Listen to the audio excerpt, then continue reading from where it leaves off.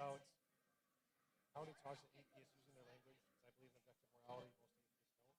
So how can an atheist who rejects God because there's no empirical evidence set morality when it doesn't have empirical evidence?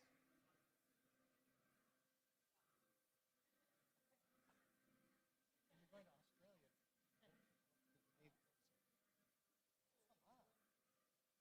Do I know this organization? Probably. It's called... Not an undeceptions project. It's on stage. Yeah, but undeceptions has a whole variety of editors. Maybe they don't know. John Dixon. Kristen Lula.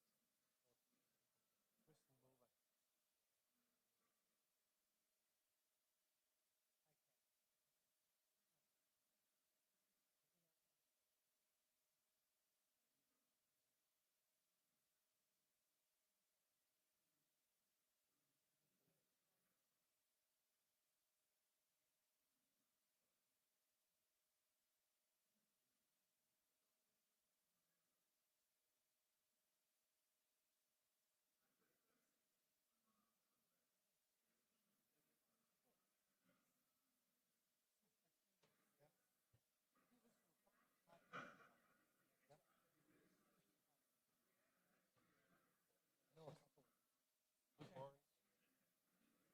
Luke Barnes. He's one of the leaders in the fine-tuning project for astrophysics. Well, congratulations. You put that on your resume. Sure.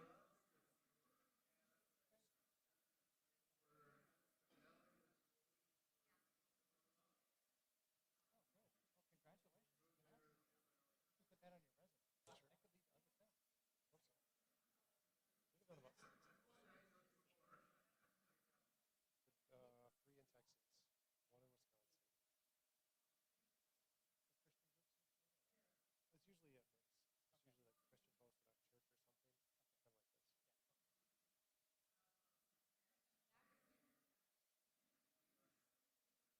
Yeah, that'd be nice. I'd love to do lectures for Christian organizations on how to talk to atheists. That would be ideal. I should listen to this, and I'll talk to you Yes. better. I just really appreciate that. Book thing. You're just so like.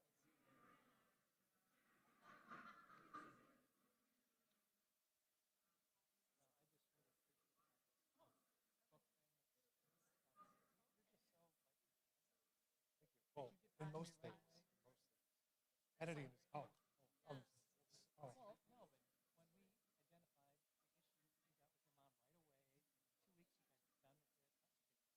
you guys were done with it. That's a big deal.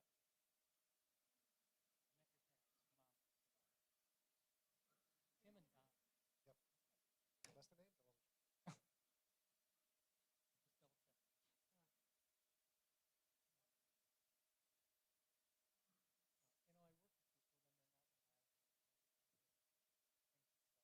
Things that Okay, just a couple more people, but why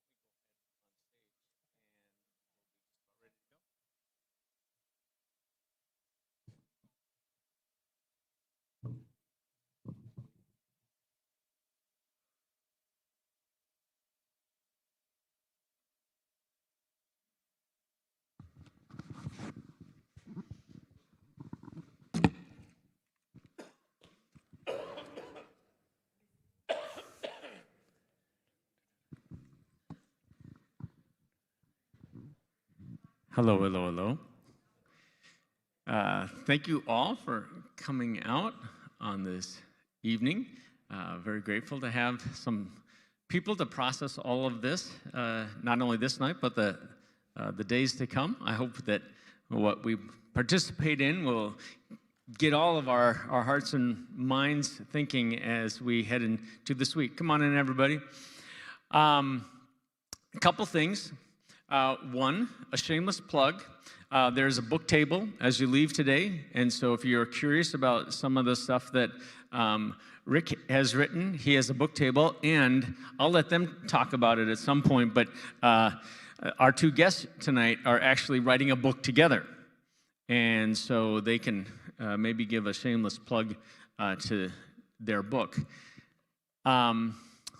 So I know Rick from years of ministry. We've been friends for a long time. And I talked to Rick and said, you know, it'd be really fun. Years ago, Faith Covenant Church had a debate between a Christian and an atheist here on this stage, and I've heard resonance of that over the years, that it was very positive. I thought, well, why don't we do that again? Rick happened to know Tom, and this was actually quickly set up. One of the kind of fun things is that Tom was very eager to join the conversation. I'm not going to talk anymore because there's much to cover. What I've asked each of them to do is, well, I'll give you the format. I've asked each of them to introduce the other, because they know each other better than I know each of them in their context of their what they're doing.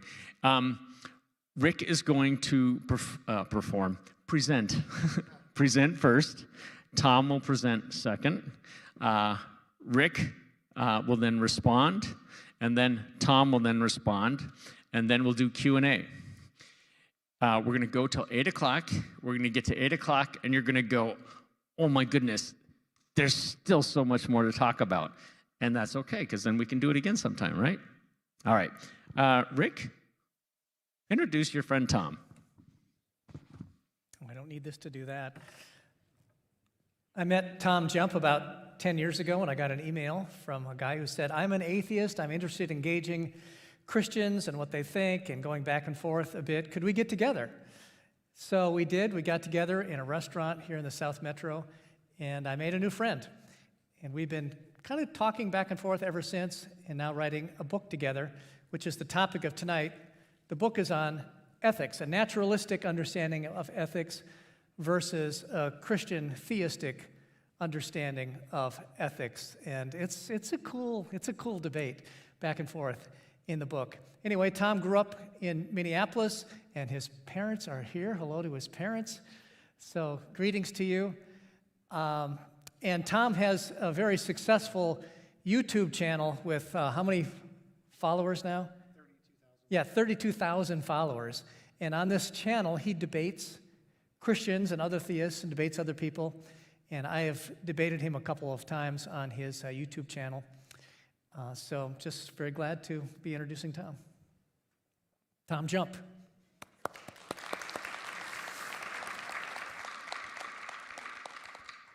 So it's my job to introduce Rick to you guys, and I was not prepared for this, so I had to write this, and I don't have it memorized, so I apologize. I'm going to read it from my phone.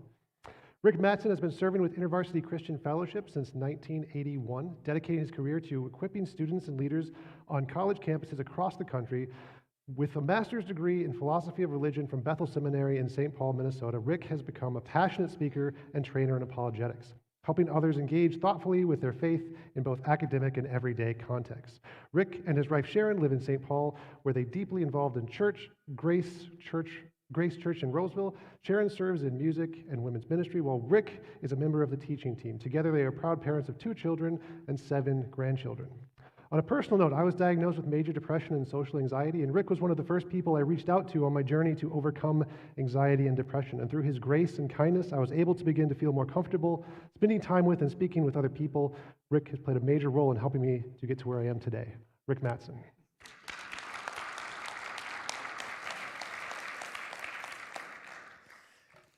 Just want to thank Brad Kindle for setting this up, for Faith Covenant Church, where I've spoken a few times.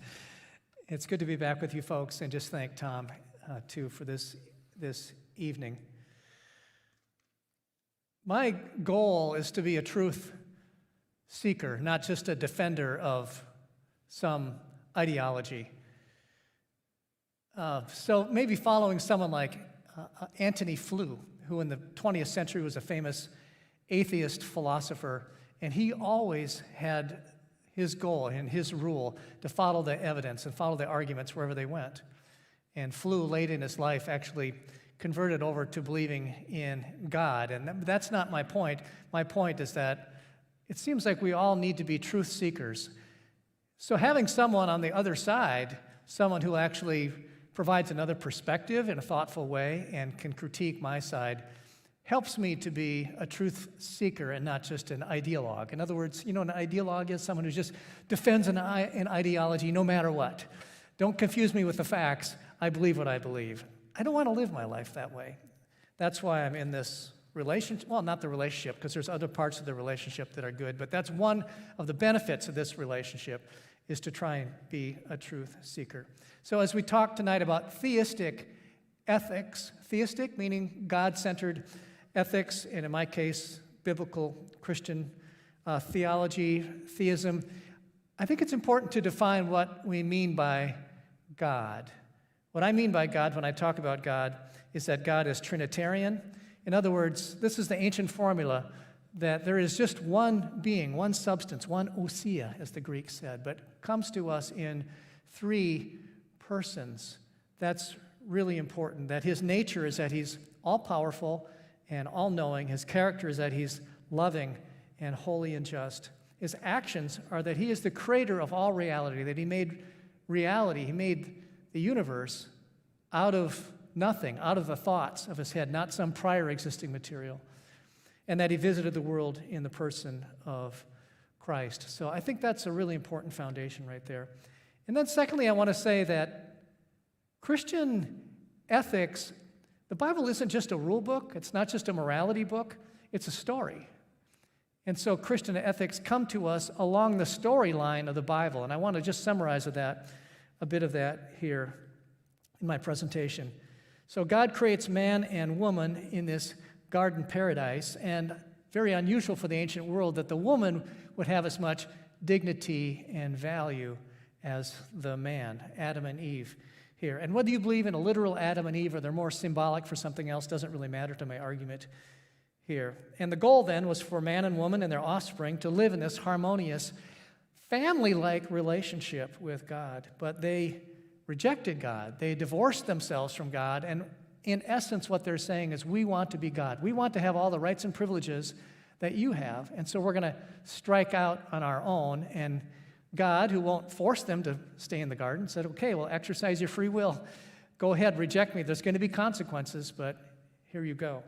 So the Old Testament story then, one of the first major events is that there's this massive flood. So after Adam and Eve leave the garden, they gradually sink. They and their descendants gradually sink into a state of decadence and wickedness that God wipes them all out. But he's not satisfied with that arrangement. So after Noah and his family start things over, God comes to this man, this nomad named Abraham, and he starts the process of reconciliation with Abraham and his descendants. And of course, that becomes the nation of Israel. And they're to be a holy people and a light to the nations, but they often fail in this. But as a way to help them along and to know how to live, God gives them the law of Moses. God gives them this. It's not just a moral law, but it does contain moral commandments. Well, the Old Testament story continues then. Maybe a summary of these commandments could be given by the 10 Commandments, or the summary of the law given by the 10 Commandments. The 10 Commandments provide a broad summary.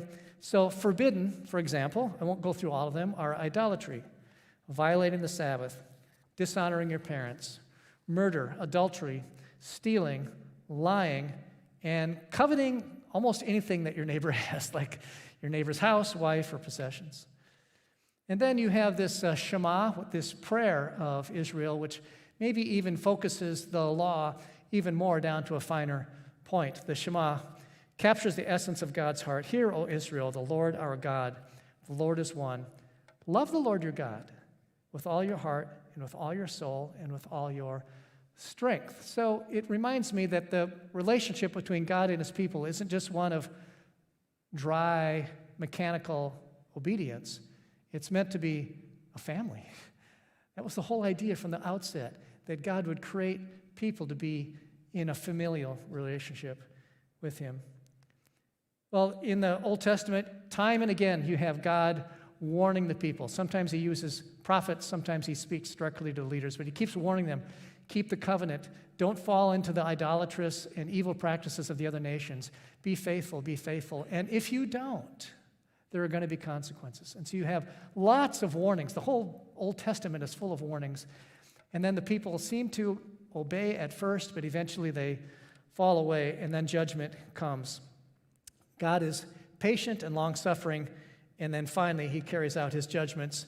And you see these against the other nations like Canaan and Egypt and Assyria and Babylon, but also his own people. carries out his judgments against his own people. And then this law of Moses and all the ethics of God, there's hints in the Old Testament that it points forward to some greater fulfillment yet to come. And we'll see that in the New Testament.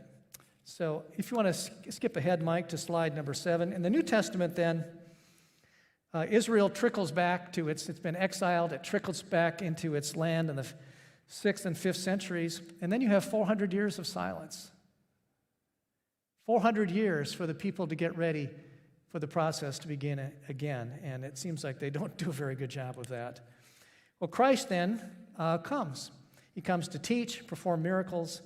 He comes to die, comes to rise from the dead. And his teaching fulfills and, in a sense, supersedes the law of Moses. So insofar as the law of Moses, it was for the people, it's for that time, yet a greater reality is envisioned and is hinted at in the law of Moses, and that comes in the person of Christ and his ethical teachings and how he fulfills it in his own person. So he comes to teach, perform miracles, die, and rise from the dead, and he elevates the cultural value of women and foreigners. You see hints of that in the Old Testament, and it comes to a stronger statement of that in the New Testament. He commissions his followers then.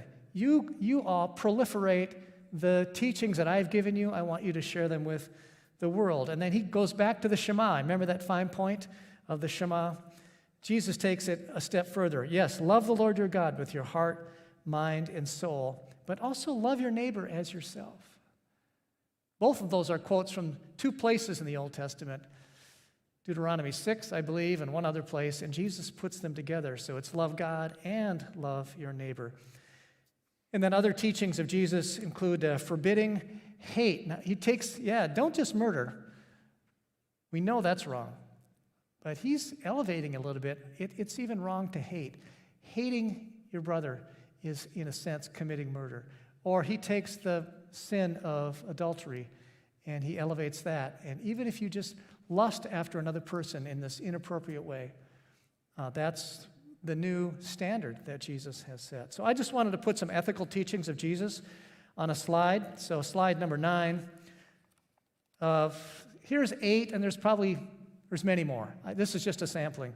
So love God and neighbor, as I mentioned. Love your enemies. In other words, go beyond loving those for whom it's easy to love. Love your enemies. I find that difficult to do. Forgive others. Do not judge others. Turn the other cheek. When you're struck on one cheek, turn the other cheek. He gives some status. Blessed are the poor in spirit. It's better to give than to receive. Seek first the kingdom of God. There's many others. Just wanted to give you a sample of the ethical teachings of Jesus. Well, what is Christian theism's relationship to naturalism? Slide 10. God the Creator, who came in the person of Christ, is really the ultimate standard of morality. There is no other standard by which God can be measured. So Tom and I have been going back and forth on this, and he disagrees with me on this, but I thought it'd be helpful to at least say, not just what is Christian teaching in isolation, but kind of how does it relate to the other side here. And then a personal God provides morality to personal beings. So I really like to use the word personal in my dialogue with Tom. Second way that relationship to naturalism, nature by itself may reflect the goodness and orderliness of God. So Tom is going to argue that nature itself gives us an ethical basis. That might be true if God has placed his ethics in nature, in the goodness and the order of nature. But nature itself doesn't give specific guidance for moral behavior.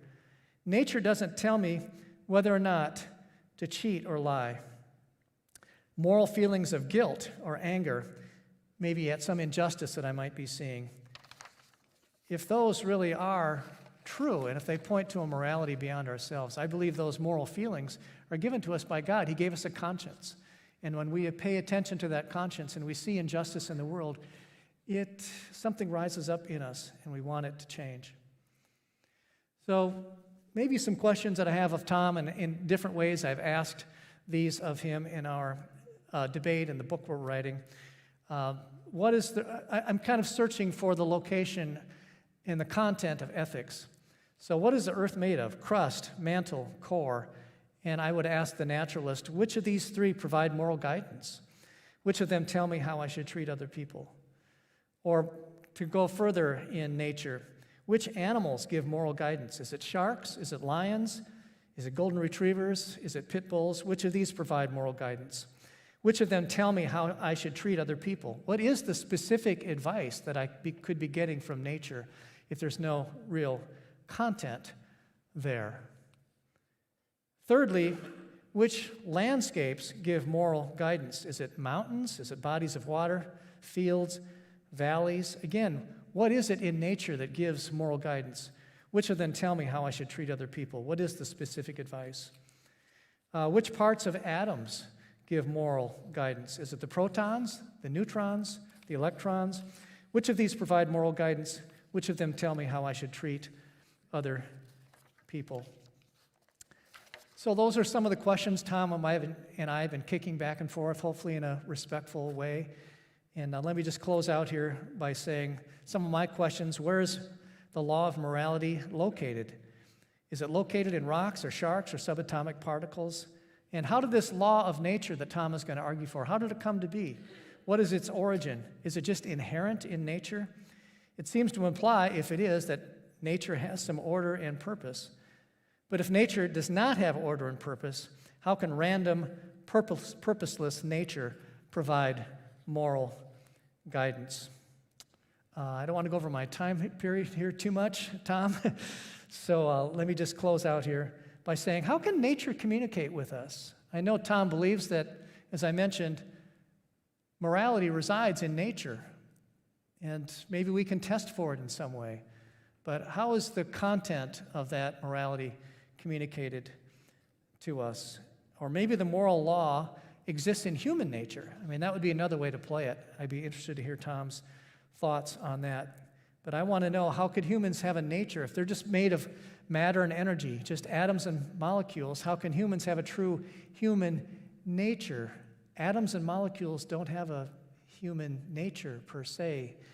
They don't care. And it seems to me that on the naturalistic model, we're just glorified robots.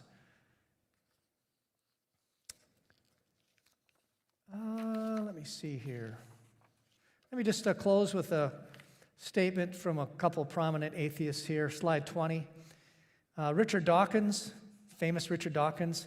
The universe has no design, no purpose, no evil, no good, nothing but blind, pitiless indifference.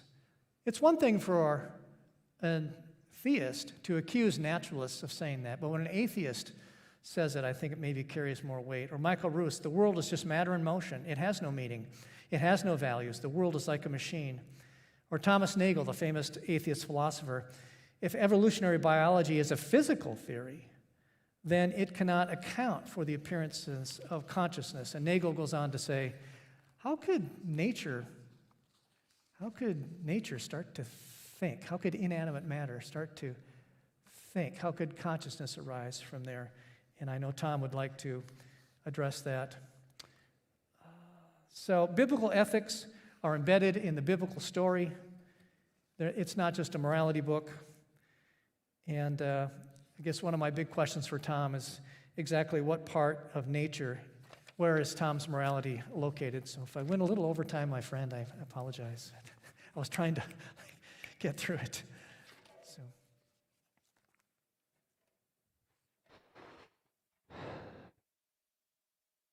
I wasn't keeping track, so I have no idea if you went over time or not, but. All right. So today's topic is objective morality, and the question is whether or not objective morality is better explained by a God, theism, or naturalism. And to do that, we have to answer a few questions first.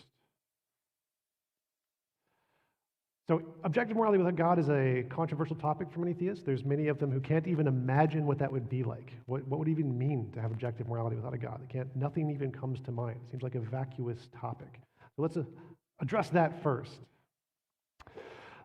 This is an argument from Frank Turek, very famous Christian apologists. It exemplifies this, that if God does not exist, objective moral values and duties do not exist, objective moral values and duties do exist, therefore God must exist. This argument makes it very clear that if God doesn't exist, there's no other possibilities for objective morality. Can't even think of one.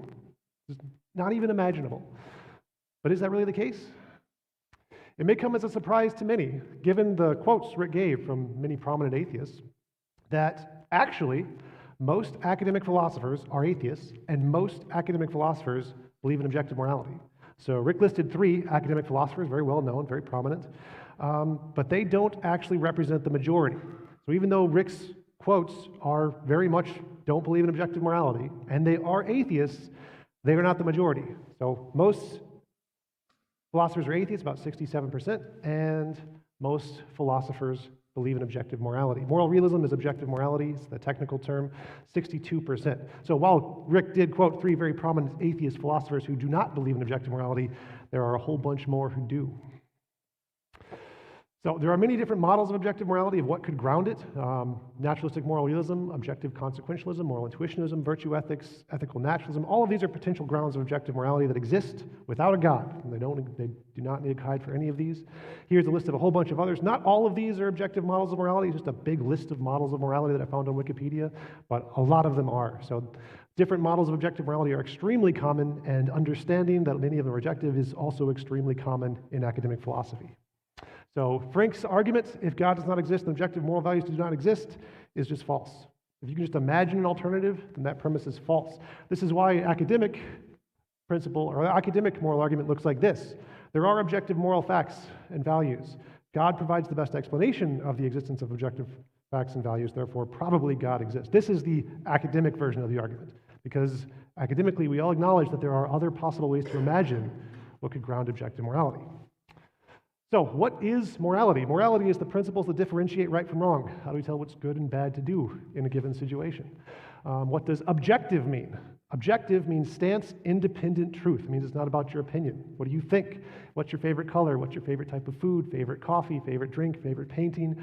All of these things are subjective. They're contingent on what you think, your opinions, your thoughts, your values. Objective is the opposite of that. This chair objectively exists, no matter what you think about it. Even if you don't like the chair, even if the chair, you imagine it doesn't exist, even if you're in the matrix and you can't see anything, the chair will still exist because it exists objectively, independent of opinion. So objective morality is stance-independent moral truths, or stance-independent principles that differentiate right from wrong, meaning that they have to be independent of any conscious agent's opinions, positions, thoughts, or feelings. And God, in case you didn't know, is a conscious agent, which means if God is a conscious agent and morality is dependent on God, then morality is subjective. This seems to be like a big problem when we're talking about objective morality, because if God, being a mind, determines what is morality based off of his conscious thoughts, then that by definition means it's subjective. It doesn't matter how powerful God is, or if he created everything, or if he's morally perfect. If morality is contingent on God's thoughts, morality is subjective. So what would make morality objective? An objective grounds morality would be like the chair. It has to exist independent of what anybody thinks about it, like the laws of physics, a natural force, a platonic object, an a priori abstract supernatural field, like karma. Maybe you've heard of that. If these things exist, they would all be objective bases of objective morality. The question is, given all these alternatives, including God, and the big list I left earlier, how do we determine which one is the best explanation of morality? Well, evidence. Evidence would clearly be the best explanation. The evidence we have of objective morality breaks down into 3 big categories: moral intuition, moral progress, moral dilemmas, and philosophical distinctions. Moral intuitions are the feelings you get. You see somebody steal candy from a baby, you're like, that's wrong. You shouldn't have done that. That's a moral intuition. Moral progress is the one I find the most interesting. It's the changes in moral intuition over time across cultures and even in animals. We see moral progress and moral intuitions in animals. Studies have been done on monkeys and chimpanzees, elephants, dolphins, and they all exhibit moral intuitions and moral progress very similar to what humans do, which to some may be surprising if you don't consider animals to be moral agents, which I do not know exactly if the Bible implies that or not. It seems kind of ambiguous, but I believe that given a good theory, it should incorporate the fact that animals are morally significant, just like humans are. Here's a bunch of lists of philosophical distinctions, principles, and morality that we use to try to build a model of evidence. These are the data points that we use to try to map which direction we should go to follow the evidence. And here is a list of things that we can do to establish whether one theory or hypothesis is better than another. Does it answer big questions in the field of ethics? That's important. If it can do that, it's probably a good theory. If it can't do that, then why even call it a model of ethics at all? Another is if it's following the evidence. We've got to look at all the data points, plot them out, and say, well, does this follow the evidence or does it diverge from the evidence? Following the evidence would be good, diverging would be bad. And another way is if we take the model and follow it to its extreme. What would it describe the perfect world as? That would be a good indicator of whether or not we can assess this is a good model or a bad model. So here's a big problem in the field of ethics. There are three moral problems here. The trolley problem. There is a trolley heading down the tracks. It's going to hit 5 people and kill them all. And there's a switch next to you. And if you pull the switch, the trolley will be diverted down a different track, but there's only one guy. And the question is it moral to pull the switch? And most people say yes. That is typically the moral response is yes, it's moral to pull the switch, even if it kills one guy. But a very similar problem is the fat man problem. Trolley is heading down the tracks, 5 people down the tracks, and there's a very rotund man standing right next to the tracks, and if you push him, he will stop the tracks, but he will die in the process. Is it moral to push the fat man? Typically, people will say no. Similarly, the doctor problem, a healthy person walks into a hospital, all perfectly great organs, and there are 5 dying patients who each have a different disease relative to a different organ, heart disease, lung disease, stomach cancer, whatever, and we can kill the healthy person, take all of their organs, and cure all of the 5 other people. Is it moral to kill this guy? The answer is typically no. So the question in the field of ethics is why is it moral in the case of the trolley problem, but immoral in the case of the fat man and the doctor problem? Now, what does the Bible have to say about this? Can the Bible give us an answer? Why is one of these moral and the other 2 not immoral? What's the difference? What are the principles we can use to establish which is the correct moral answer, which is the incorrect moral answer? I don't know. I have never seen a way to answer this using Bible texts. Maybe there is one. But my model definitely gives an answer to this. Specifically that the switch, all you're doing is diverting a natural force, the trolley. In the case of the fat man and the doctor, you are perpetrating the act, which is what makes it immoral. So mine can answer questions in the field. Here's another good, the second point I mentioned is, do you follow the pattern of evidence or do you break it? So suppose we have a whole bunch of data points, those are the blue dots, and we try to plot a consistent pattern in between the blue dots, those are the red dots. A good theory is going to be one that follows the pattern. We want something that, yes, look at that, the pattern continues, that's good theory. A bad theory is one that goes completely the opposite of the pattern, especially if the thing going the opposite is the core of the theory. If the core of the theory is doing the opposite of everything the evidence indicates, it's probably a bad theory. So, philosophical pattern of morality, I'm going to give you an example of some of those data points. Imagine there's a doctor in the 1800s, and he's trying to save your life. You've been shot in the leg, and he wants to save your life. All he can do is cut your leg off. He doesn't have access to antibacterials, doesn't have access to modern medicine. The best he can do is cut your leg off to try to save your life. Now, however, if you imagine a modern doctor trying to save your life, if he cut your leg off in the same way an 1800s doctor would, you would sue him for malpractice because he has access to antibacterials, to ways to save your life without causing excess harm. So what is the pattern here? The pattern is that a modern doctor has more power. He, she has access to a way to fix your leg without removing it. The more power you have, the less justified you are to cause excess pain and suffering. That's the pattern. So if we plot that out on a graph, there's many, many more examples of this. It's not just these 2, but I just picked these 2 as an example. If we look justified harm on the right, the more higher you go, the more harm you're allowed to cause. And amount of power, the more to the right you go, the more power you have. The 1800s doctor, you notice he's allowed to cause a lot of harm justifiably because he doesn't have very much power. Whereas the modern doctor has significantly more power, and so there's less harm that's justified from the modern doctor. Now, if we were going to put God on this graph, he has infinite power, so he's going to be as far to the right as he could possibly go, and based on the Bible, he's allowed to cause as much harm to you as he wants, which means he'd be at the very, very top of the graph. Now, if you notice, that is not following the pattern. This is the exact opposite of the pattern of morality that we're looking for, which seems very, very strange. Maybe not the best model. Maybe we want one that follows the arrow. So, Here's a bunch of other principles. If you take these principles, each one of them is a different graph with a different set of patterns that we can all follow and try to infer what the model of morality is. And in each case, it seems like God inverts the pattern, or switches the pattern, or is the opposite of the pattern. He doesn't follow the pattern. And so it seems very strange to conclude that God is the grounds of objective morality when it goes against all of the patterns of evidence we have of morality. In fact, I don't even think it's possible to start with the evidence of morality of any part, of any of the principles, any of the moral intuitions, and lead to a God. I've never seen it done. So a good model of morality is one that would continue the pattern, follow the evidence. A bad model is one which completely goes the opposite of the pattern, and God seems to go the opposite of the pattern, as far as I can tell. Next slide. Starting with your conclusion. So the reason I think this is, from my perspective, it seems like people who are religious start with their conclusion. They have a belief, it's very powerful, very emotional for them, and so they say, I believe God exists, and because I believe God exists and I believe the Bible says God is the basis of morality, therefore God is the basis of morality. They are starting with their conclusion instead of starting with the evidence.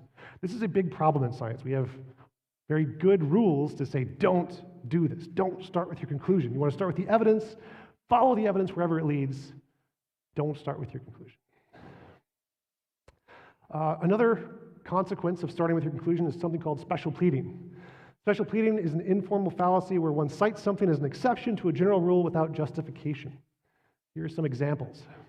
God may have some unknown reason for doing this. God's ways are higher than our ways. God can do what he wants with his creation. Are these actual justifications or actual reasons to justify the exception? Well, no. To say that God has an unknown reason is like saying, oh, look, a UFO. It must be aliens. Well, if it's unidentified, you can't then identify it as aliens. That's a contradiction. Same thing applies to an unknown reason. There's an unknown reason why God did something. That isn't a reason you know about. That's an admission you don't have a reason. The same thing applies to God's ways are higher than our ways. If there's some way that God is that is higher than us, that we don't understand and we don't comprehend, again, that's an admission we don't know of a reason. We just assume there's one. God can do what he wants. God can do what he wants with his creation. This one is, again, something that seems like it breaks all of the patterns of morality as far as I can tell. The global flood is a big one for me. In the global flood, there were lots of people of all ages, and God drowned them all.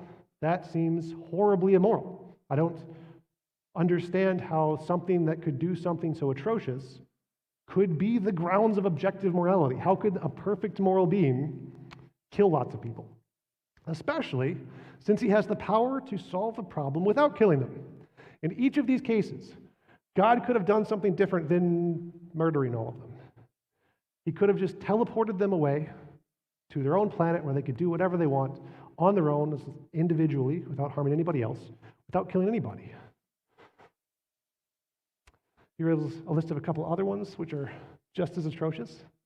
And here's an example of one where God's commanding us to do something which seems very bad. Anyone who beats their male or female slave with a rod must be punished if the slave dies as a result.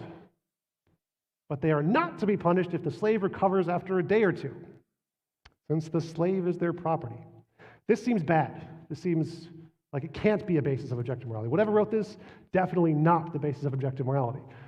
The way my model would have wrote it would be something like, owning a person of property is immoral, beating them is more immoral, thou shalt not own another human being's property. Now, which of these sentences seems like the better continuation of what we think of as moral? The third thing I mentioned before of what makes a good model is if we're following the pattern of evidence, what would describe the perfect world? So I want to give you a description of what I think a perfect world would look like. A perfect world would be a world where it is impossible to force anyone to do anything they don't consent to doing. Everyone, all conscious agents, including God, start in their own world, which they can design however they want, and it's immoral to create any conscious agent that is intellectually unable to consent. That means children, people with mental handicaps, animals that don't have adult-level intelligence of humans. All conscious agents start with the adult level of intelligence and knowledge, and they all get their own world, and it is impossible to force any of them to do anything they don't consent to doing. This is what I think the perfect world looks like. Let's compare this to a Christian worldview. The Christian worldview, people are born into this world, earth, without their consent. Presumably we didn't consent to be here.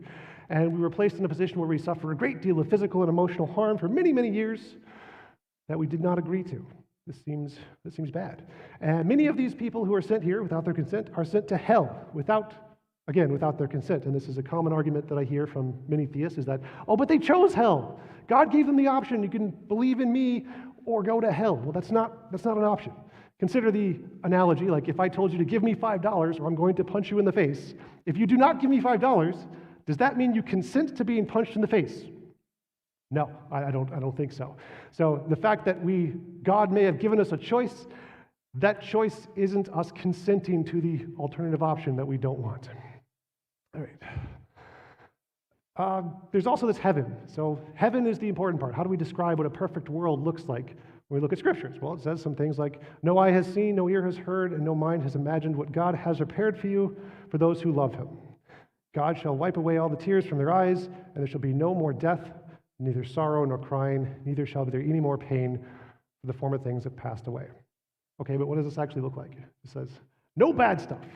Great. I like no bad stuff, but what are the principles that determine what this place looks like? What kind of freedoms do you have? What kind of rights do you have? It doesn't say. It just says it's going to be the best thing ever, better than you can imagine, just trust me. So my conclusion, the God model does not seem to answer any of the big questions in the field of ethics. It seems to invert all of the patterns of morality that we see in the evidence, and God does not give a coherent description of what a morally perfect world looks like as far as I can tell. Mine seems to be able to do all of these things, and so I believe that a naturalistic explanation of morality that follows the evidence rather than starting with the conclusion is a better explanation of what grounds morality. Thank you. Thanks, Tom. You can imagine the process of him and me going back and forth writing this book together. You got to defend your views in a project like that.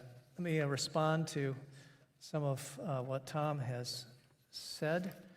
I can organize my notes. Tom said that most philosophers, professional philosophers in the English-speaking world are atheist. That's probably true. I would agree with that. But the survey that he's referring to asked 7,500 philosophers to respond. Only 1,750 did. Maybe 1 in 5 responded. And then of 1,750 philosophers who responded, in general, only 15 answered the question about whether or not you're a theist or an atheist. So a really small sample size to draw a conclusion from. And then Tom talked about objective morality being stance independent, and he used the example of a chair there. I would agree with that. I'm wondering exactly what stance independent means, independent of any conscious agent's opinions, positions, thoughts, feelings, and God is a conscious agent. But I'm wondering if God is the same kind of conscious agent that we are. It almost seems like apples and oranges here. We're the bag of apples. God is the orange. And now the orange is going to get thrown in with the bag of apples because supposedly we share this trait in common, consciousness. But I'm wondering if God's all-knowing consciousness is relevant enough here in this idea, relevant enough to be considered one of the apples. If he's the orange, can he be put in with the rest of us apples because of consciousness? But I'm wondering if his consciousness is really the same as ours. I don't think you can lump God in with human beings just because they're all conscious beings. The God of Christian theism is actually the source of moral truth. That's what we believe. It's grounded in God's character. Well, no human being could claim that. None of the apples could claim that. But in this case, the orange can claim that or is making that claim. So something can only be true if it's true in the mind of God. God can't have false knowledge, I would say by definition. God has a complete understanding of all truth. He has an unlimited perspective. No human can say that. So I guess what I'm saying is that God's perspective isn't just one among many perspectives. God's consciousness isn't just one among many consciousness. It seems to be very unique in that it can actually generate actual truth. So is God's morality subjective? Tom said that God's morality then isn't objective. It's subjective. It's stance-dependent. So truths in the mind of God are roughly like truths in the mind of limited human beings. That seems to be the implication. Everyone has a perspective. The question is God's perspective the same as human perspective in the relevant way? Maybe in some generalized way it is, but in the relevant way, is it really the same? Well,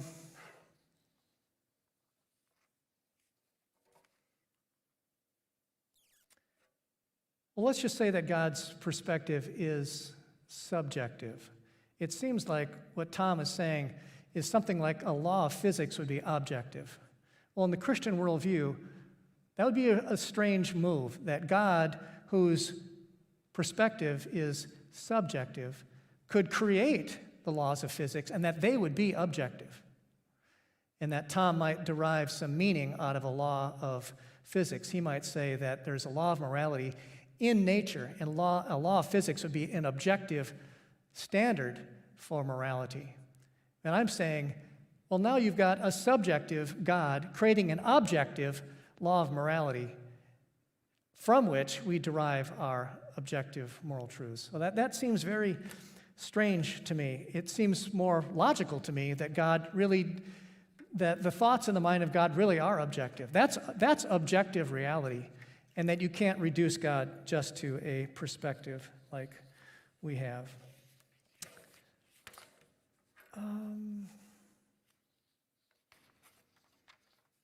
Okay. I have a lot of paper here, a lot of shuffling paper here. I want to talk about power. Tom said that the more power you have, the less justified you are to cause pain to other people. Okay, well, that seems like a good moral intuition overall to me, but there might be some exceptions. Sometimes causing pain is justified. Let's just say Russia, which is very strong, attacks the Ukraine, which is a weaker military power. And let's just say the United States has more power than either one of them. Would it be appropriate for the party with the most power here to go in and exercise some level of harm against Russia? That might be a way, might be an exception to Tom's rule here, where there's kind of a justice thing happening here. The party with the most power really should exercise its power against an injustice, and that might cause some harm. Same as with bullying. If I see a kid being bullied and I have the most power in the room, if I have the power to restrain the bully, even if the bully is harmed in the process, am I not morally obligated to stop the bully?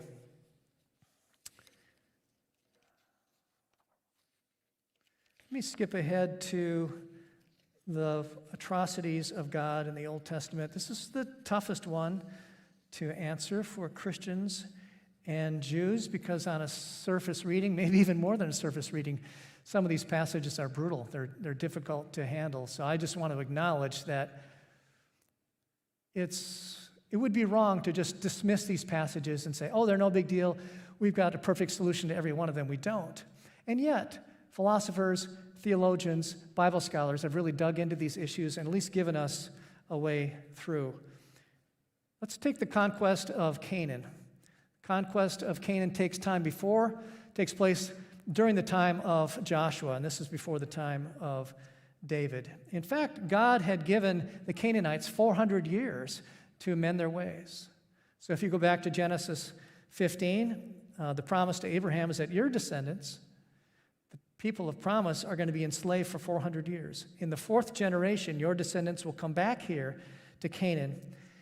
For the sin of the Canaanites has not yet reached its full measure. So you can imagine God out in a field someplace with Abraham, and he goes, okay, there's going to be a delay here. You're going to get the promised land someday, but there's going to be a delay because the sin of the Canaanites hasn't reached its full measure yet, and it's going to take 400 years.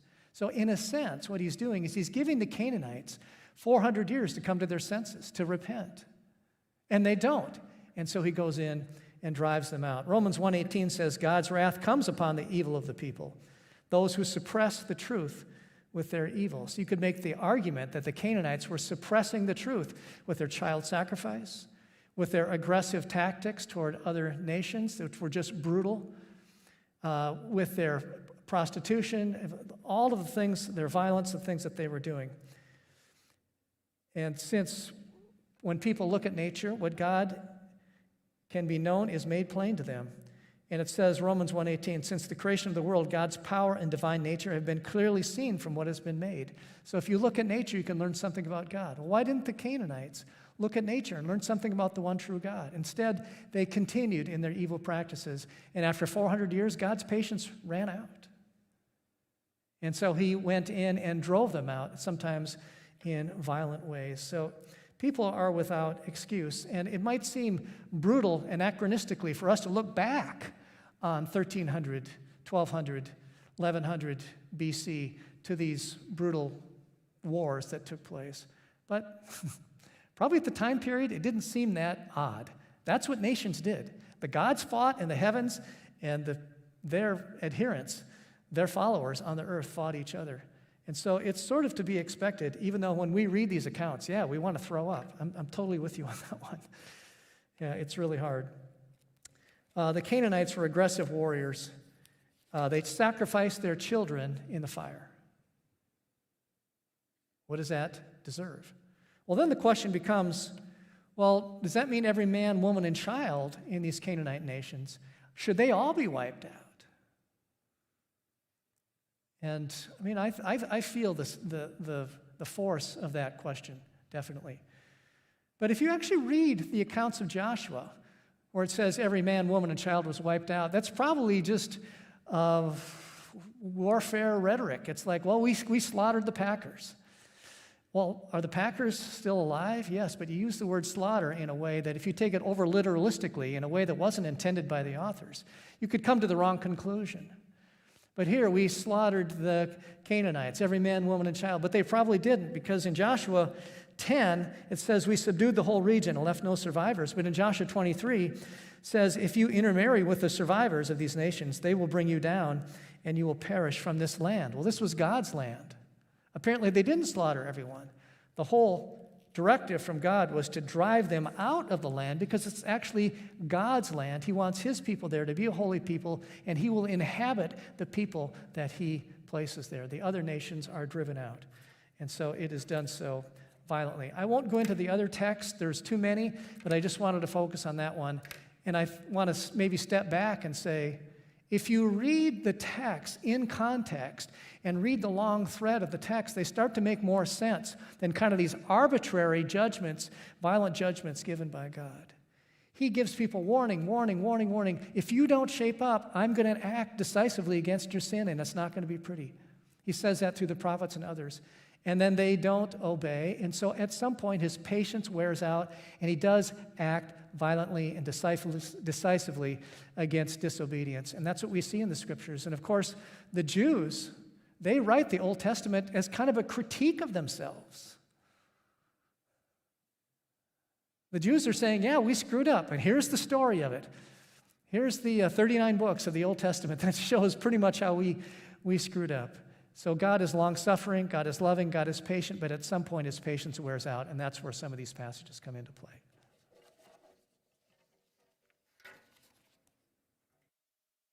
I feel that. Thanks.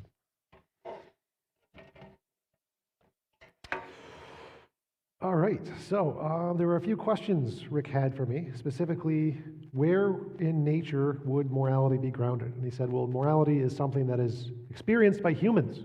Rocks don't experience morality. The earth doesn't experience morality. Protons, electrons, they don't experience morality. So how could morality be grounded in a nature which isn't conscious? Because morality is only experienced by conscious agents. Well, let's compare another thing that's only experienced by consciousness, hunger. We get hungry occasionally. Does that mean that hunger must be grounded in a God up there who's just starving all the time and imparting his hungerness onto us? Well, probably not. It's probably just a biochemical process in our stomach. Do the protons and neutrons in our stomach feel hungry? Well, no. Do the electrons? No. Does gravity feel hungry? No. But there's this thing called an emergent property where these physical processes in our stomach can send signals to our brain, and our brain responds with this feeling of hunger. And so the fact that we have certain conscious inclinations or feelings that are only experienced by conscious agents doesn't imply that it is required to be grounded in a conscious agent. It can be an emergent property of nature. And there's lots of these, feeling hot or cold. Is that something that we think is grounded into God? Probably not. It's probably just your skin. What about optical illusions? When you see the optical illusions in an art museum, do you think that the misconceptions of your brain processing that information is grounded by a God, or probably just how our brains work and they make mistakes sometimes? There are lots of conscious experiences we have that we don't think are grounded in a supreme being. It's just a biological part of our brains. Our brains misfire or don't function. Illusions, delusions, misconceptions, all kinds of things. So why, in the case of morality, would this be any different? Why couldn't it be that morality is like hunger or any of the other things, an emergent property of some other physical laws interacting with our brain, like, say, a law of physics? Why couldn't morality be a field of physics like gravity that affects our brains? And if it did, Rick asked, how would nature communicate with us? Well, gravity communicates us with extremely effectively. If you want proof, just try to fly, jump off a building. See, gravity has a pretty effective way of communicating to you. Why couldn't morality be the same? It is a force that permeates the universe and can interact with our brains, with humans, just like gravity does. It doesn't seem to be a problem there. Rick asked the question, is God's consciousness the same as ours? Because he's a supreme being who knows everything. Well, what makes something subjective isn't the size of the brain. It's a question of what makes something true, the truth maker of the statement. Is something true because God said it, or did God say it because it's true based off of an independent standard? If something is true only because it's said by a person, contingent on their stance, it's subjective. Doesn't matter how powerful the person is, doesn't matter how they created the universe or if they're all-knowing. If it's only true because they said it and no other reason, then it's subjective. Now, if it's true for some other reason, like he's looking at a facts book of the universe, like there's a moral thing there, and he's just reading it off, that's the moral fact. That would be objective. He's confirming the fact that is independent of him and saying it's true because of that, not because I said so. What makes something subjective is if it's true because the thing says so.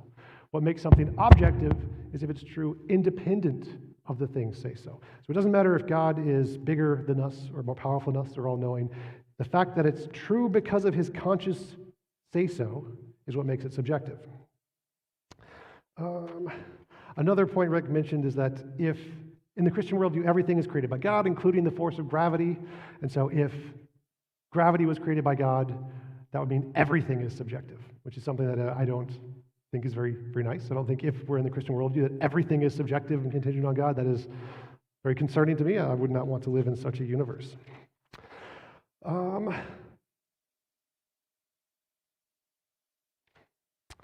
Causing pain, is causing pain justified? Rick listed the example of USA versus Russia.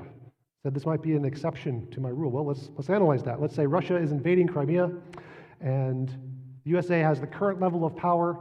We would be justified in sending a military force over there to fight, battle, and kill Russians in order to protect the innocent people of Crimea. Absolutely. But the principle is that the more power you get, the less justified you are to cause harm. So let's imagine the USA was, an all-powerful being.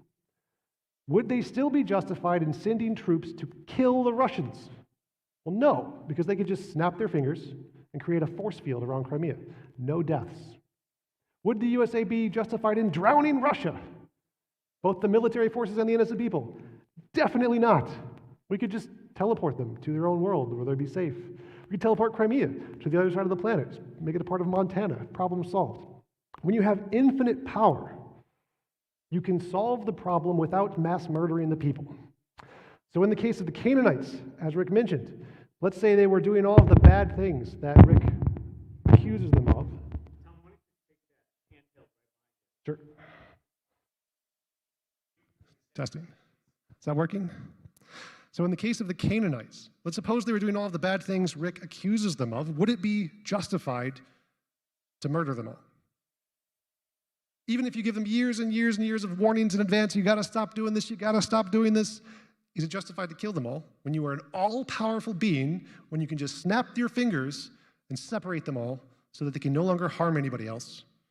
But no, it would not be justified to murder them all at this point because you're an all-powerful being. You can solve the problem by causing less pain or suffering. And so I don't think this is an exception that Rick says it is. I think it is actually a consistent part of the rule. If you're an all-powerful being, there are ways to solve the problem without drowning everybody. And so I don't think the drowning is a justified action. Thank you.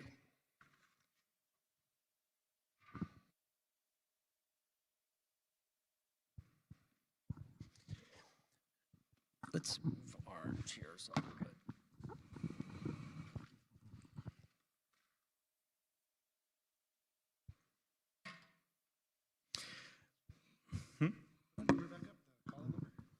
Oh, yeah. So, yeah, if you would like to text in a question, you can text that question to that number. It'll come to my phone, and we will get to as many as possible. How many need some Tylenol because your brain hurts? Just raise your hand. We'll pass that out. Thank you. Thank you both. That was a very good. This is being recorded and will be on the Faith Covenant Church YouTube page, so you can go back and watch different parts of it. You can watch all of it if you like. I have a number of questions. Thank you both for your time. I have... No, I'll end with that. For either Tom or Rick, Tom and Rick, it seems that the naturalistic views of objective moral models are so numerous that they are evidently subjective, dependent on the perspective of the persons who observed and then developed the model. This statement assumes the models vary enough to indicate or warrant subjectivity, and acknowledges that there was not enough time to unpack them. This is purposely not a question. That would likely result in too narrow a response. Do you have a response to what was said? And if anybody wants to, we can stand up in line if you want to ask a question. Oh, yes, thank you. Yes, that microphone. Yes, if you want to come, just come up to the mic, and rather than me looking at the phone, I will look at you. Should I use this mic? Okay, so the fact that there are lots of differing opinions about a thing does not mean the thing is not objective. There are lots of different opinions about the shape of the earth. There are many people who believe the world is flat. There are many different people who have different color spectrums. They can see things. Does the fact that many people see different colors mean that colors are subjective? No. People can have opinions that differ in lots of different ways. That doesn't mean that the things they're talking about are subjective. It just means that there might just be one that's right and a whole bunch that are wrong. For example, if you want to know what's wrong with the First Baptist Church, ask the Second Baptist Church. So if you want to talk about deviation in ideas, the Christian and religious ideas deviate just as much, if not more, than the atheist ones. And I wouldn't accuse theism of being subjective simply by virtue of the fact that there are so many variations. Okay. Any thought, Rick? I have nothing to add to that. It was well said. Thank you. Okay. Next question. Yeah, we'll get to as many as possible.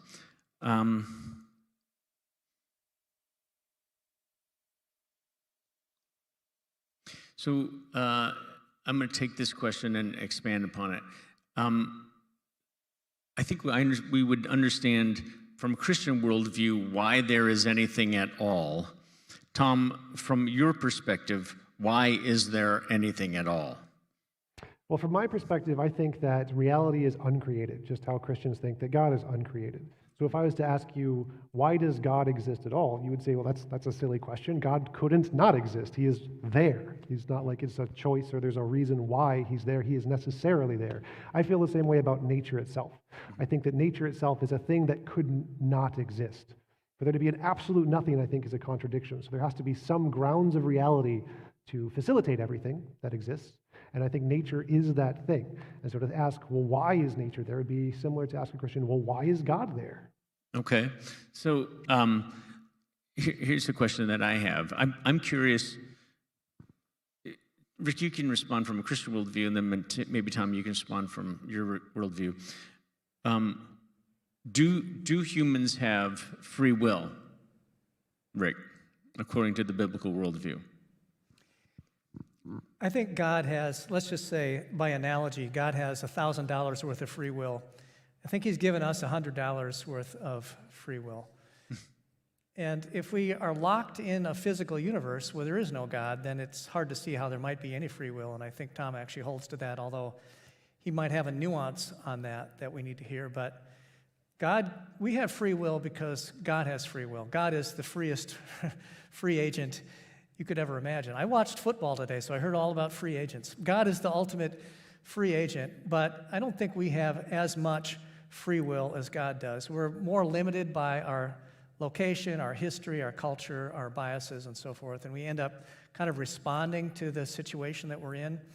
And I don't think we respond in a way that is strictly deterministic, that those things determine, but they influence us. And we're not as aware of them as God is. So you can mess with my $1,000 and $100.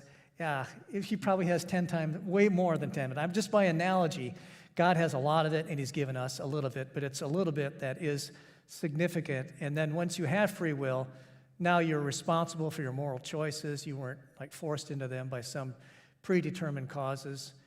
You have a police department, you have justice, you have jurisprudence, you have all those things that hold people accountable for their choices. But if they're not accountable for their choices, then a lot of what we do in law enforcement and morality, to my thinking, doesn't make very much sense. Okay, Tom? So it depends on what you mean by free will, because I believe that humans are, insofar as you are your brain, responsible for your moral actions. But when Christians say free will, it seems like they're talking about libertarian free will, that you are the ultimate cause of your decision to do one thing or the other. And to me, that makes no sense. I don't understand what that even means, because if there are no prior determining factors in a particular decision, A or B, then that means it's random. It's just completely a random decision. And if there are prior determining factors, like you have some like for chocolate ice cream over vanilla, then those determining factors are going to cause you to choose chocolate over vanilla. And to say that there's this middle ground where there's this ability to make a choice, and that ability to make a choice is undetermined, and that you can just do it by your own innate ability, doesn't seem to make sense. I don't even know what that means. How can you go from a state of choice to a state of no choice without it either being determined by other things or it being determined by nothing, in which case it's random, like that's a dichotomy. Either the choice is determined by prior causes or it is not determined by prior causes. If it's determined by prior causes, it's determined. If it's not, it's random. What's the third option? How can you even make sense of the question of a purely free choice? It doesn't even make sense to me. Okay. Yes. I remember when you and I first met, that very first day, we went back and forth on this very thing for like 45 minutes. My guess is I've been in, you're all are good Minnesotans, and you would prefer not to come up to the microphone because that would draw attention to yourself. So could I get a volunteer? In fact, I'm going to just pick someone. Justin, would you be willing to take this mic, and if someone raises their hand, bring the mic to them? Uh-huh. And so if you have a question, just raise your hand. We will bring the mic to you. Thank you. We have some other questions, but before we go there, I actually would like to know how did you get to this point? Because you both got to a point where you wanted to stand before others and defend a worldview. Rick, why don't you start? How did you get to this point where you're here right now and you want to defend this worldview? I grew up a very nominal Christian, a Christian in name only. I went to church, some, but I didn't really believe it in my heart or my head. But some seeds were planted, and so at age 19, when some friends from high school shared Christ with me, it totally made sense, and I was kind of at a down point in my life, and I felt the internal self really being transformed, and it came alive for the first time that I could remember. And that was so exciting to me, so I was just flying 2 feet above the ground, for a year. Well, then I kind of woke up and well, wait a second, what did I do? Is this just an emotional commitment, or is this really true? then I started diving into this subject matter called apologetics that I'd never heard of before. I didn't grow up in that world. I didn't grow up as a philosopher or theologian. And I got really interested in the historical apologetics for Jesus, the philosophical apologetic for the existence of God, the existence of the world made by God, and all those things. And then one thing led to another, and I'm in campus ministry, so students have a lot of these questions. So sort of by necessity, I had to dig into these matters and at least give them something to think about. And then it advanced even further when I became this traveling apologist for InterVarsity 15 years ago, where I mix evangelism with an apologetic flavor, and we do these sessions called Stump the Chump, and students can come and ask the chump any question they want about Christianity, and my job is to offer a thoughtful reply, and you work out answers, keep hearing the same questions over and over, and I'm still committed to the discipline of apologetics. I don't know that there's any one final, just perfect argument that is going to defeat the other side. Hence, Tom and I are writing a whole book on a topic related to apologetics, that being ethics. So there's a lot of back and forth to be had here, and I'm committed to the Christian worldview because I think it makes the most sense of the most data with the fewest problems, not only intellectually, but it speaks to the heart as well. So you have both the heart engaged and the head engaged, and an interlocking of the two that just brings freedom to life. And I love that experience, and I love doing that with the people of God. Tom? So I was diagnosed with major depression. I had it since very early in my life. And I was researching philosophy, politics, biology, physics as a way to try to find a way out of that depression. I was also diagnosed with high-functioning autism, which made me very socially awkward. I wasn't very good at having conversations with other humans, especially about personal stuff, small talk. I was terrible at it, hated it. But I was pretty good at having conversations about philosophy. And so as a way to try to overcome my social anxiety, I would reach out to people who were well-versed in topics that I was also interested in, like Rick, about God and philosophy and politics and all those things, and have conversations in those spaces, like at coffee shops. And those interactions helped me to overcome my social anxiety because I could have conversations in places where I was comfortable about topics that I was comfortable talking about. And that is the impetus for me doing these kinds of things, is because I was using those as a way to build my comfortability with having conversations. And having conversations on stage in front of a lot of people was initially very nerve-wracking for me. Now I'm pretty used to it. And so I use these conversations not as a way to promote atheism, as if I'm like an advocate for atheism, but as a way to practice my social skills and overcome my social anxiety. Okay. Thank you for sharing. Let's see. By looking at the chair you're sitting on, you can say it had a designer and creator. How can you therefore say humans, nature, universe did not have a designer and creator? Very good question. So the fine-tuning argument, that is, this is a version of the fine-tuning argument, is when we look at things like the patterns of DNA. When we first discovered DNA, extremely complicated code, ATCG, looks like a pattern, looks like a language, and that made sense as an argument to look at this complicated system of letters that integrate in such a way that there's code that can then be read, looks like a language, completely justified to say that's probably a language. But since then, there were two competing hypotheses. This is designed by a God. This is a product of natural processes. One of these made predictions. If this is a product by natural processes, we should see the natural process of RNA forming on clay in this way. And then we discovered that process. If this is a natural process, we should see corpuscles forming in this location on their own. We discovered that process. We should find RNA self-replicating molecules that form in nature up to a certain length. We find those. And all of these predictions were made by one of the sides and not the other side. So even though it may be intuitively, initially compelling to say that, oh, this was designed by nature, what really makes a hypothesis better is when it explains things we don't know yet and gets it right. And the one that does that isn't the designer hypothesis, it's the naturalist hypothesis.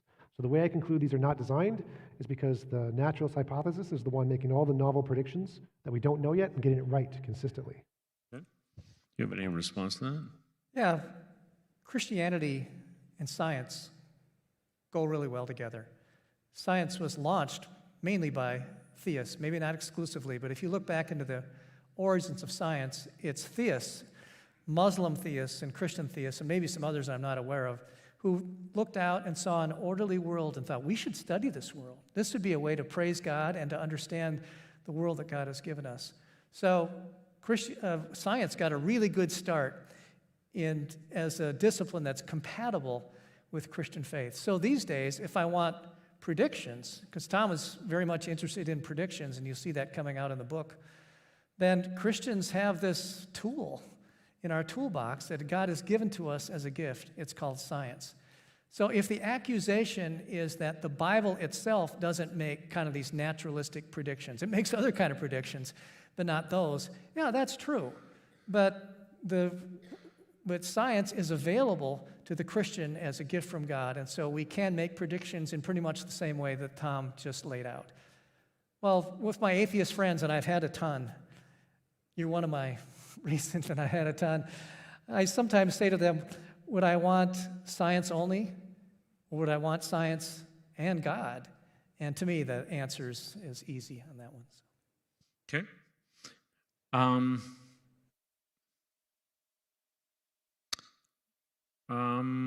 You can both respond to this, but let's start with you, Tom. Pascal's wager: if God exists, believing God results in great gain, while not believing results in infinite loss. If God does not exist, believing in God results in small loss, while not believing results in small gain. Thoughts? Yeah, so Pascal's wager is very interesting. It's essentially, if God exists and you believe in him, you go to heaven. If you don't, you go to hell. If God does not exist, whether you believe or not makes no difference, you go to nothingness. The problem with this argument is that it's comparing a specific kind of a God with a very general kind of naturalism. So for example, the Christian God, if you believe in the Christian God. If there's lots of kinds of gods, you believe in the wrong one, you go to hell. And just as there could be many different types of gods, there could be many different types of naturalism. So there could be a heaven without a God. There are many different naturalistic views of like karma, reincarnation, dharma, where the fundamental nature in Hinduism isn't a god, it's a field of some kind, it's a natural field. And there could be a heaven with a natural world with no God, and it requires no belief. So it could be the case that if there's no God and there's just this heaven, whether you believe or not makes no difference, you go to heaven. And so just the argument is flawed in the fact that it's comparing just the Christian kind of God, or just a kind of God that only accepts believers, to a general kind of naturalism that doesn't particularly say there's a heaven or hell or anything. When really, when you compare both apples to apples, where there's a particular kind of God who only lets people in who believe, to a particular kind of naturalism who only lets people in who believe, you'll get the exact same probabilities. Or if you compare a general kind who lets anybody in, exact same probabilities. So for any variable you pick of what is required to get entrance into heaven, say, pick your nose on a Tuesday. Everybody who picks their nose on a Tuesday gets into heaven. If there's a God who selects for that, the probability of getting into heaven is the exact same as if there is a nature that has a heaven that only people who pick their nose on a Tuesday get in. So the probabilities of Pascal wager are exactly the same when you compare them in the same way. The only reason it looks compelling is because if you compare a specific kind of a God to a very general kind of naturalism, or an assumed naturalism without a heaven, then it looks bad. Thoughts? Yeah, there's been many critiques leveled against Pascal's wager. Some say it's a gamble. And is belief in God kind of worth this very pragmatic gamble? That's been one of the critiques. Another of the critiques is that it doesn't cover all of the choices, just like Tom said. That was very well said. And Pascal probably created the wager maybe as an afterthought a bit in his, I think it's in the Pensies. And it's in a Christian culture, and so it's sort of assumed that this would be the Christian God, but if it were created in world culture, you'd have all these other religions, just like Tom said.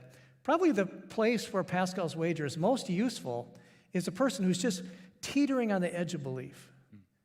They sort of do believe, but I don't know, maybe not.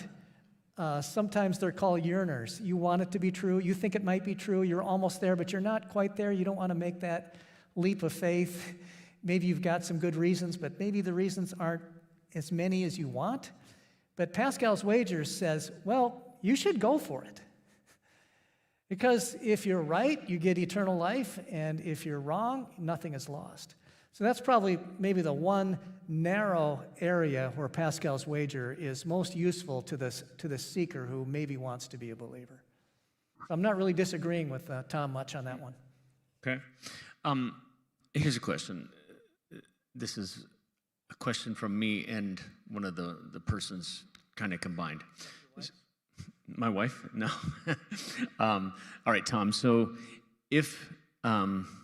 so in Denmark, my understanding is there are no more children with Down syndrome born in Denmark because it's now been figured out a way that those children can be aborted before they're born. Okay, so that's a thing. In light of that, is that wrong? Is it right? And within that, why does any human being have dignity? So in my moral view, all conscious agents have value. Why? What? Why? Because it's inherent to objective morality. So just like it's inherent to objective morality. I see. Okay. So I believe in objective morality, so I believe all conscious agents have moral value. And so anything that's conscious, whether it's ants or a grasshopper or a human, they all have conscious value. So I think it's always wrong to kill anyone ever for any reason. Always wrong. Any conscious agent, if you kill it, you are violating its autonomy, and you should never do so. Now, there are justified reasons to do so. If someone's attacking you and the only way to stop them is to shoot them, it's a justified immoral action. You're doing an immoral thing by killing them, but you're justified to protect yourself. In the case of abortion or in the case of Down syndrome, it can be argued that it's justified if their life would be so unpleasant or miserable that you would want to save them from that miserable life. And so it can be argued that it's justified. I don't really have a position on that, but my personal moral value is that any conscious agent has value, and it's wrong to kill anything that's conscious ever for any reason, including a baby. Any response there, Rick? Yeah, that's a good question. Yeah, the Bible, I would say, generally frowns on abortion. There could be exceptions, but if it were me, if I were king for a day, I wouldn't base my views of abortion, or I wouldn't create abortion laws based on the exceptions. I would start with a general rule that Tom just laid out. Now, I would come to that dignity of human beings from a slightly different perspective. Yes, it's objective, but it's objectivity given by God, whereas for Tom, it comes from the natural world, the objective value of the natural world. So I think we're agreed on here. And so one of the things I get pressed on a lot is, well, do you believe in abortion? Well, no, because it's murder. Well, what about the exceptions? Because they think, well, then there's no exceptions. And then I think we just need to have a side conversation about what sorts of exceptions we would have to be. And I'm not really equipped to tease that out right now. So I think Tom and I would generally look on this the same way, that an unborn baby does have value that's given by God. And so we need to protect that. It's interesting that there's a sense of common ground. Well, I know. There, which is quite fascinating. It is. Yeah. Okay. Yeah, he and I get to the same place on a lot of things from a different highway, you might Sure. say. And so that's why the book has been interesting to do together. Tom, one question. People are wondering why. What's your view of what happens to Tom after Tom dies? Well, so I'm a naturalist. I think there is no current evidence we have of an afterlife. So I think the most likely explanation is we just go to the dirt and fertilize the flowers. But I think the probability of us going to heaven is equally as likely under naturalism as it is under theism. So I think that even if there's no God, the probability of getting to heaven is exactly the same in naturalism, because there could be a heaven. We could be in the Matrix. We could just die and wake up and we're in the Matrix. So I personally don't think there's any evidence for a heaven, but I think there is equal likelihood to going to heaven under naturalism as there is theism. Okay. Yes, go ahead. I think if you can make a good case for the historical resurrection of Jesus, then we've got something to say about heaven. If you can't make that case, and I'm pretty sure Tom believes that you can't, but I believe that you can make a very good case for it, then we've got a likelihood of heaven in front of us. Here's a question. Any hands raised? Anyone? Yeah, okay, right there. I texted it to you, but I'll read it. The Bible is one inspired book, and it communicates over 300 specific prophecies about the Messiah, and Jesus fulfills them all. So that's mathematically impossible. How would a naturalistic worldview explain that truth? So the prophecies about Jesus, actually, many of them fail. If you study the ancient Greek, there are many very prominent historians who study the prophecies in the Greek and the Hebrew and the Aramaic, like Bart Ehrman. The prophecies don't actually work. The reason they do is because the translations done by many monks in monasteries in the 13th century added a whole bunch of things and moved translations around and cut out parts of the Bible they didn't like. And because of this thing called the natural ambiguity of language, you can interpret any sentence in many, many different ways. And of those ways, you can find the one that fits best, especially given Hebrew and Greek. Each of the words has about 30 different interpretations, 30 different meanings of the word. They don't have a strict single usage or 2 or 3 usages like we do today. Many words had many different interpretations.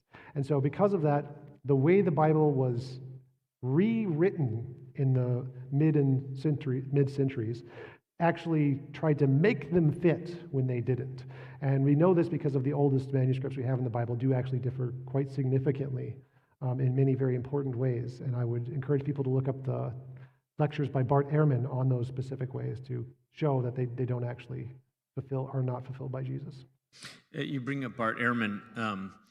And what's interesting, so Bart, I know someone who went to seminary with Bart Ehrman, 2 people, same seminary, and that very much disagree. And so I'm curious from both of your perspectives. So just go with me. I'll let you go first, Rick. Rick, what is outside of Tom, who is an atheist who you think makes a pretty good argument? An atheist who makes a pretty good argument.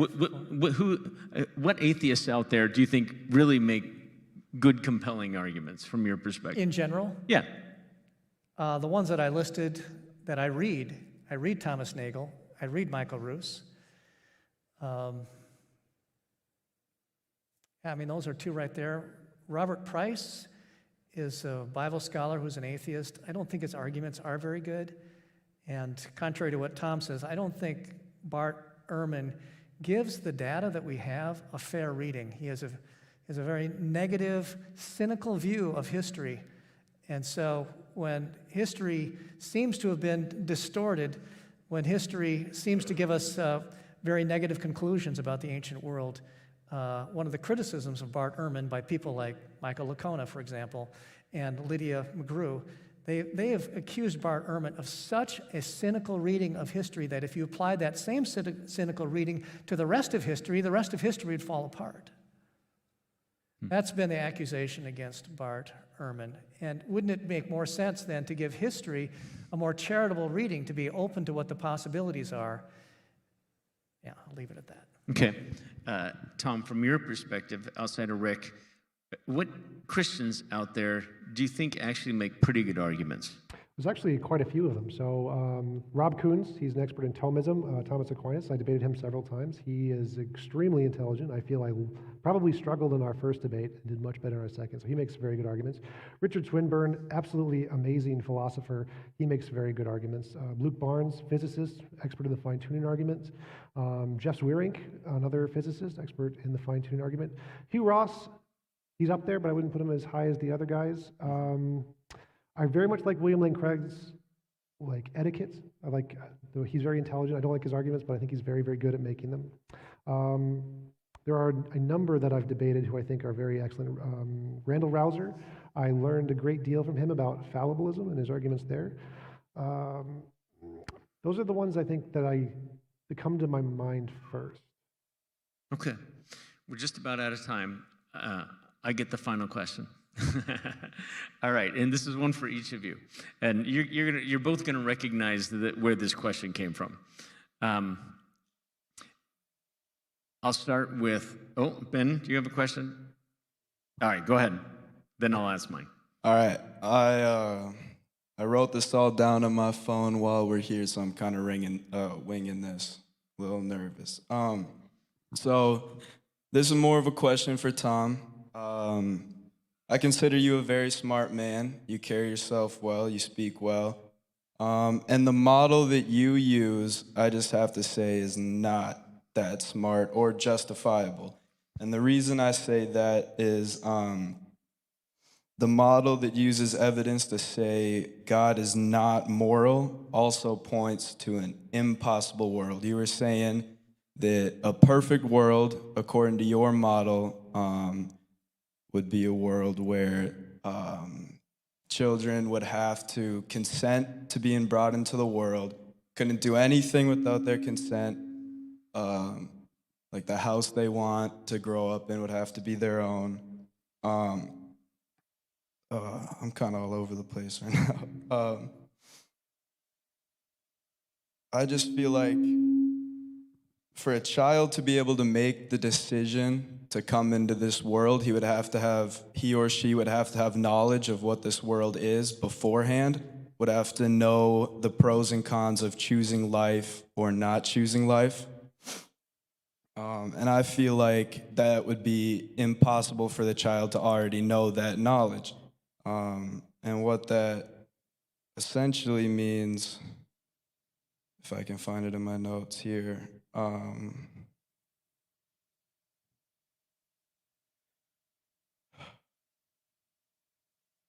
a little nervous, sorry, I can't really think too clearly.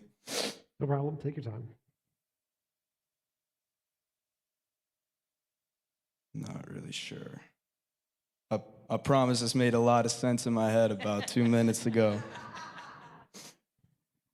But if a child has to consent to being in this world, he has to be able to know what he's got himself into. If he chooses to enter this world, he has to already know what this world is going to consist of.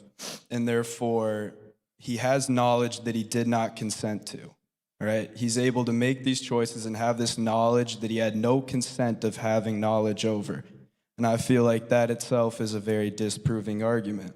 So then if that is an impossibility, the next moral and most reasonable way would be what I feel like what the Bible points to, where we are brought into we're brought into this world without any knowledge, without our consent. But we are given a book that has a moral code that we can either choose to follow or choose not to. We can either consent to learn this knowledge that essentially gives us life. I guess in the Christian standpoint, that is life. In your standpoint, physical life is the life. We can consent to choosing that life or choosing not. And you used a metaphor that was... you either give me $5 or I punch you in the face. And that is not at all what God says. I feel like that's a poorly written metaphor. The metaphor is either you can choose to love me or you can depart from me, right? You can either choose to learn this knowledge or choose to not learn this. Hey, Ben, could Tom respond? Because we're getting close to our time, right? Yeah, I'm sorry. You're good.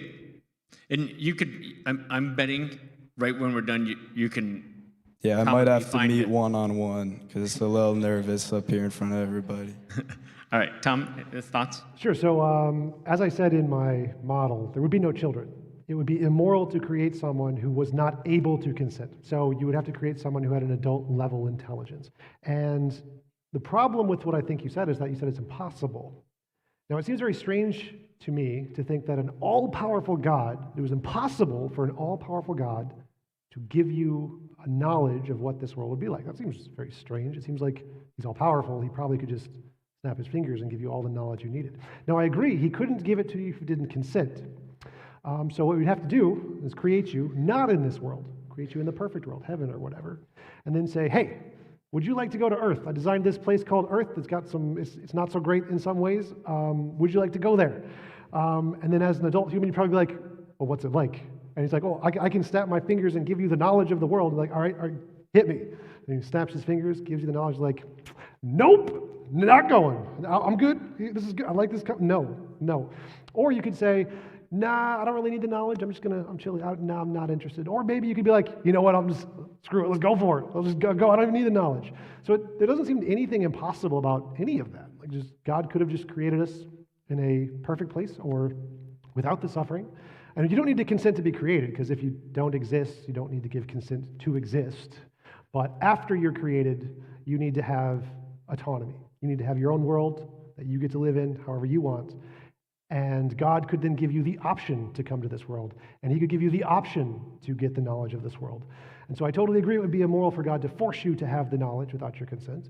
And it would be immoral for God to force you into this world without your consent. But there's nothing impossible about what I've just said as far as I can tell. Okay. All right. Last question. Sorry, Ben, you're going to have to do it when follow up. We're at 8:03. I do get the final question because I have the mic. Rick, if atheism turns out to be true, would you believe it? I would. Next question. Tom, if you found Christianity to be true, would you believe it? Absolutely. But I think the more important question is, would I worship and love God? No. I would be unable to worship and love a God who has done so many atrocious things. But I would absolutely accept it if it was true. Okay. All right. Well, there we go. We're going to end right there.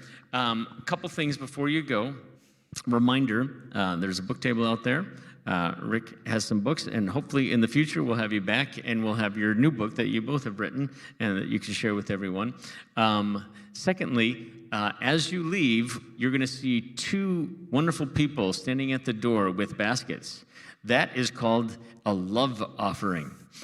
These two gentlemen have gone to great lengths tonight to share their hearts and their minds with you, and we would love to offer them an honorarium for their time. And so if you'd be willing to participate in that, that would be very helpful.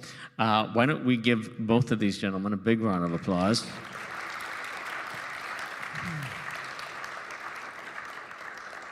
And let's do this. Why don't you both head on out to the lobby first, and you're going to probably, some people would love to talk with you, and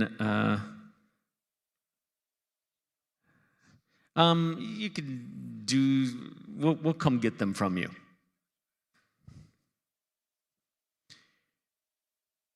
And I am, yeah, there you go. Isn't that nice? One of my favorite parts of this is that Tom and Rick are friends. I just think that's really good. And so thank you both for being so kind. And thank you all for being very generous in the way you brought respect to both of them. I'm very grateful for that as pastor of Faith Covenant Church. I am a pastor. This is a church. And so I'm going to close in prayer. Let's pray. Holy God, we are grateful for Tom and Rick, and we're grateful, God, that you've given us minds. And there is truth. And we pray, Holy God, that you would, that your Holy Spirit would draw us to understand truth. And you said, Lord, that if we seek you with all your heart, we will find you. And so we pray that each of us would seek after truth with all of our hearts. Amen. Have a great evening, everybody, and thank you.